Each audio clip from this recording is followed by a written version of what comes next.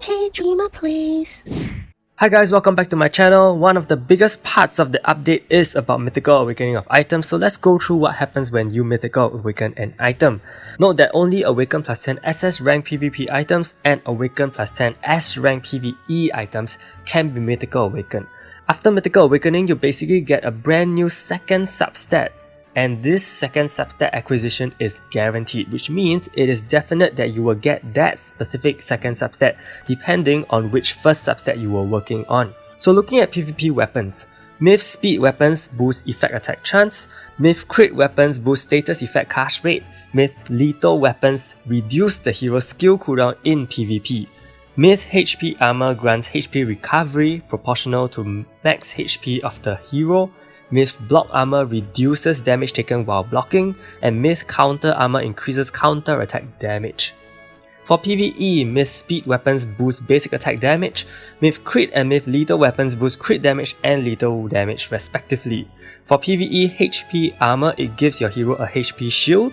For Myth Block, you can recover HP while blocking, while for Myth Counter, you lifesteal while countering. How do we Mythical Awaken an item? You will need 500 Mythical Awakening Stones and there is no gold cost. Once you Mythical Awaken the item, you unlock 3 separate substats. At this point, each substat can be enhanced via a new process called polishing. You can either use 100 rubies or 10,000 power-up stones for polishing. Each attempt of polishing will result in an entirely random increase of any substat independently. So you may sometimes increase all 3 substats at once at different degrees, or sometimes only boost one by a small amount. It's entirely RNG. That being said, polishing can also fail when nothing gets boosted. So the higher the level of the Mythical Awakened item substat, the lower the rate of success, and you may need to fork out a good amount of rubies and or power-up stones if you have bad luck. The point is to just keep pressing the polish button to improve your stats. I personally feel that knowing the percentage success doesn't really do much except to manage your expectations. But I feel the cost is pretty reasonable too, and all these currencies are farmable. Also, if you manage to get substats to around level 8, I feel that it is already a decent effort and the item can definitely be put to use. Ultimately, this is another one of those upgrading processes which will take some time and resource gathering efforts. How to get Mythical Awakening Stones? Non-event methods would be from daily quests, which gives 70 per day, which means every 8 days you can Mythical Awaken 1 item.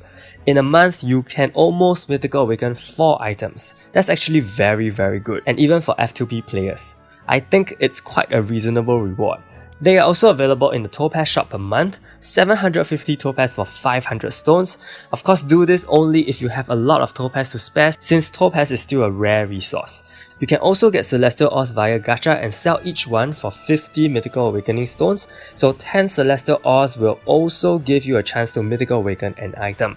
However, the ruby cost at stake for this is unknown since it is a gacha after all. Celestial Ores can also be obtained from item rate level 7, and I'm so happy the key cost has been permanently reduced, so farming in item rate makes a lot more sense now. Event-based acquisition will include the 4th anniversary check-in, the special dungeon which drops Celestial Ores, as well as the Android coupon redemption, 4th NF 7k. And of course, there may be future events which also give Mythical Awakening Stones.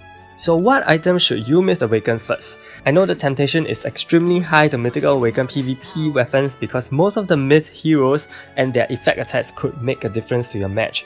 However, I still would recommend players to Mythical Awaken their PvE plus 10 lethal weapons first to boost Shane's damage output. With the refocus on stats, it is even more important your Shane does reasonably well with her damage. Shane herself already has 150% crit damage boost, which means she lacks sufficient lethal damage boost with only 20% supplied by Rachel. Hence, you will really want to increase her lethal damage multiplier to get a much greater damage output. You can also further increase Shane's lethal and crit rate via other sources like masteries, support heroes, and guild-in buffs. If you desperately want to Myth Awaken a PvP item, then go for the one with the speed substat because increased effect attack chance is huge and is the only way to do so right now in the game until other new heroes or pets get introduced. So I hope this video helped. That's all I have for this introductory video on item Mythical Awakening. Let me know in the comments if you have any other questions. Be sure to subscribe for more useful videos coming your way. Thank you so much and see you